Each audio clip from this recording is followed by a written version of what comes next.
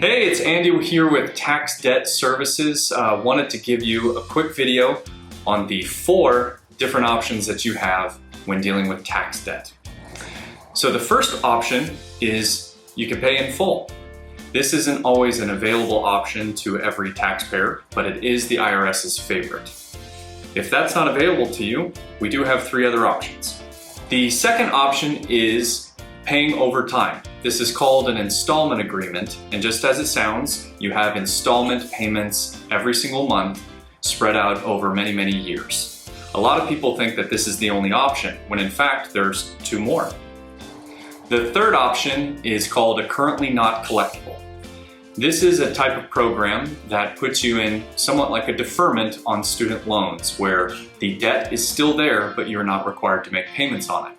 You are protected from collections during this time. The fourth final option is called an offer in compromise. It's also known as a Fresh Start initiative. This program is one of the best programs that the IRS offers because it is a complete settlement on your tax debt. Typically, it takes a little less than a year, and you can settle your debt for pennies on the dollar. The people that qualify for this are also in a financial hardship. To figure out what your best option is, give us a call today at 1-800-822-4122.